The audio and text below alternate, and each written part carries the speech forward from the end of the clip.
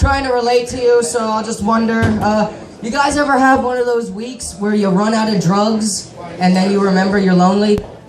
Does that happen to anyone else? It's just me? Okay. I'm going through one of those situations right now. Has anyone here ever had this problem where that girl you fuck gets a boyfriend and then you feel bad? What about that? Am I the only guy that, okay. Well, I like to smoke pot. You guys like drugs? I like taking drugs. Drugs are great. Specifically, heroin. Heroin is a great way to feel like $1 million. If that $1 million was nauseous and very itchy and broke and generally having a really shitty day, that's exactly what that feels like.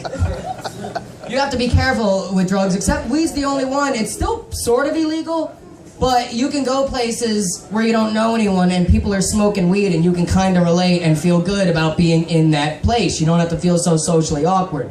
Like if I walked into this room right now and you're all smoking pot, I'd feel a lot more comfortable up here. I'd be like, wow, they're like me. This is awesome. But if I came in here and you were all looking at child pornography, I wouldn't think that. I'd think, oh, no, I don't want to be here. This is a real bummer place. I don't get along with you. I don't know these people at all. What the fuck are they? But they're both illegal, pot and child porn. That's just weird. Somewhere they're in the same boat. God forbid if you like to look at child porn while you're smoking pot. I feel bad for you. Your life is worse than mine. Sometimes little stupid things remind me of how horrible I feel all the time. The other day I got McDonald's coupons in the mail and I felt like just such a piece of shit. It's because of what it said on the coupons. On the front of the booklet it says $35 in savings with 2 exclamation marks. So it says $35 in savings, McDonald's! Like I'm supposed to read that and think that and get excited. I'm a fucking adult. I don't get excited about McDonald's anymore. I'm an adult. How does $35 in savings at McDonald's help me in my life? Hey, I got $35 in savings at McDonald's. Ladies. No, that shit ain't gonna work. I'm screwed. I usually make fun of children a lot in my act, by the way. But I'm not tonight. I'm not gonna make fun of any children. Because I really want one. I really want a little kid one day. Can't fucking look at me like that. I'm serious. No, I want a child one day because my elderly father's just passed away and I need something new to hit. I can hit inanimate things, but they're not gonna cry. I'm not gonna like feel great. Speaking of crying, we're all fucked up because at least half the people in here have been having an argument with their girlfriend or boyfriend and the other half started to cry and you got mad because they weren't crying hard enough. Kind of like, I'm worth more than these couple of tears. They're like, come on, aren't I a fucking cooler guy than this? I make fun of women a lot in my act too. I say that they're evil and that they're mean and they're whores, and I say all those things because it's true and they are. Fucking terrible. Just to let you in on how mean women are, one time a girl I really liked was talking to me and I told her, hey dude, I'm gonna come see you soon. And then she said, what, like on a bus? Which is girl talk for buses. Ew, those are for poor people. I'm not letting some broke fuck me. What if he drips some of his pour in me?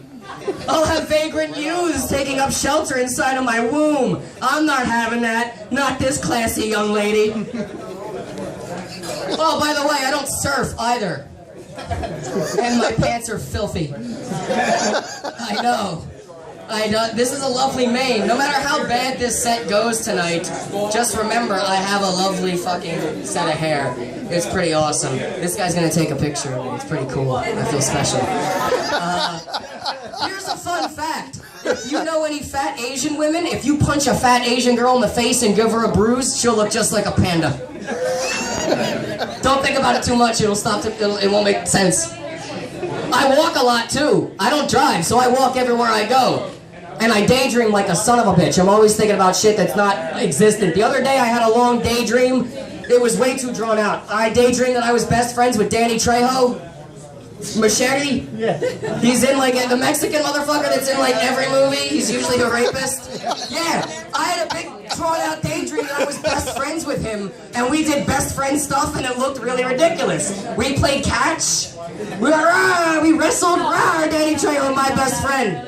We rode around on a motorcycle. I sat on the back, of course. He rode around. People recognized this. They went, hey, it's Kevin Carney and Danny Trejo, best friends, hey, you guys, and we waved back. It was really cool. And that disproves the rumor that guys think about sex every 7 seconds. Because that daydream was 10 whole seconds, and we didn't fuck no one for at least 11 seconds. Then we ran a train on a gypsy, and there were chickens and treasure chests. I think we were in a tent or a teepee type place. It was fucking weird. But it was cool. And if that girl was a whore, I didn't know about it because Danny Trejo paid for it. Because that's what a good guy he is. I'm going to split, but before I go, I'm going to say one more mean thing about women, and then I'm going to tell you about the third time I ever came up on this stage and got my ass kicked in front of everyone. It's pretty cool. One time I was trying to walk a girl home. And I really like this girl. Now you're finding out about me. I really like this girl a lot. And I'm going to tell you another fact, and I'm not saying it to be crass, I'm not saying it to be dirty or awful. I'm just saying it so you know I was walking her home after I'd fucked her. I'd already fucked this girl. I'm not saying that to be gross or to brag that I fucked somebody in my life. I'm telling you that because now you know the part of the story where I have to be nice is over.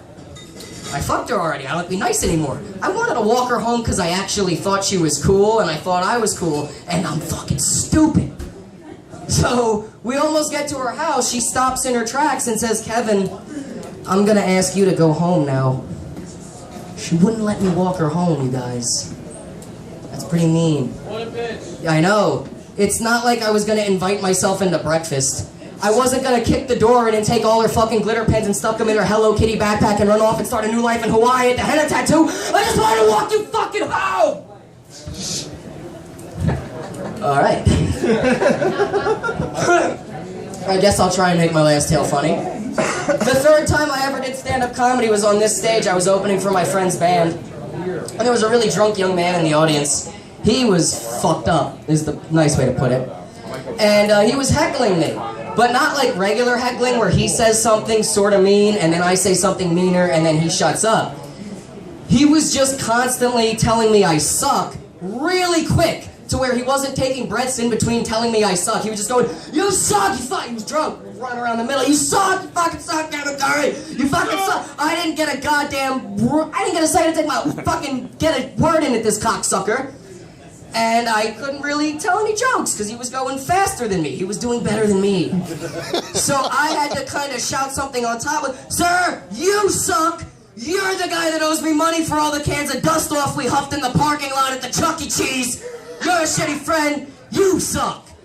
And then that went right over his head. He kept telling me I suck. And then I said one more awful thing to him. I said, sir, you suck. And I'm not your mother, you really should stop saying that word to me. I didn't do that to you when you were a little boy. And then I stopped looking at him. I should have kept looking at him. Because I was standing right here and I started to tell another joke and I felt someone try to yank me right off the fucking stage. And then I panicked, I got really scared and I went, what the fuck? And I punched him in the back of the head. Then he got on stage and punched me in the front of my head. A lot. Really a lot. And he did one of these really cool fighting maneuvers I'd never seen before because I don't get into that many fights. He put his head right here so I couldn't punch him back. So we're tussling on the stage causing a fucking scene and I can't hit him. But he's punching the shit out of my eye. So I start bleeding. Blood falls all over the floor. He won't let go of me. We're tussling. Instruments are going everywhere. It's a crazy cockle or bullshit. And then I feel myself hit the floor because I feel that a third person has entered this skirmish. There's now a third party. I think in my head for the second I hit the floor, oh good, someone's coming to help me. I was wrong. Paul Brown, does anyone know him? He was here for a little bit. Big motherfucker. He's a big guy. He wasn't coming to help me. It's school rules. When someone hits you and you fight back in the bar, your ass gets choked out and thrown out the door too. Which is what Paul did to both of us and it looked awesome. I wish I had a picture because he stuffed the perpetrator under one arm. I went, Paul, and he fucking stuffed me under the underarm. The place was packed. There was twice as many people here. He stormed. Everyone just parts ways like he's Moses carrying the two douchebags. Everyone moves, and he says one thing into our ears that I'll never forget. It reminded me of like an angry gym teacher. He goes, "Can't believe you guys!" And then produces me into the gutter, where once I hit the ground, I got up really fast because my life's already in the gutter. I don't actually need to fall down and lay there. So that's my me getting beat up story. You guys are pretty awesome. I'll tell you one thing, a joke I retired. I don't tell it anymore, and then I'll leave. I have a fear of dying. I can't figure out any reasons to live, but I'm fucking terrified of death. I don't want to die. And I have a big fear of dying in an embarrassing way, which is why I don't autoerotic, however you say it, I don't do that shit alone. If a girl wants to choke me with a belt, I'll let her. If I know her well enough, I'll produce a belt and go, and then she'll either not know what I'm talking about, and then I'll be like, well, I just found out. Or she'll get it, and I'll be like, yeah, hell yeah. But I don't do it alone just in case. There he is now. He beat me up. So I don't do it alone just in case I die, and then they find me, and that's like how I died. I don't want that. But my biggest fear is dying, falling into the toilet in the morning because I take a lot of drugs and I drink a lot of alcohol. And I wake up with an erect penis like every single man in the world. But what every single man in the world won't let you know is, short guys, we don't have an arch to our pee. It just... the tall guys, it comes out, and I don't watch a lot of tall guys piss, by the way. I talk to a lot of people. I listen. Tall guys, the pee goes down. My pee just goes... So if I'm not careful in the morning, I'll just piss all over the fucking tank. It'll be horrible. So what I do in the morning, while I'm still drunk from the night before, is I stand over the toilet and I put an arm up like this, and I go... And this is what it looks like when I pee in the morning. I go like this. My big fear is that I'm gonna die doing it because I'm so fucked up from the night before, and I'm afraid I'm gonna be like, oh cool, my bathroom, I can pee.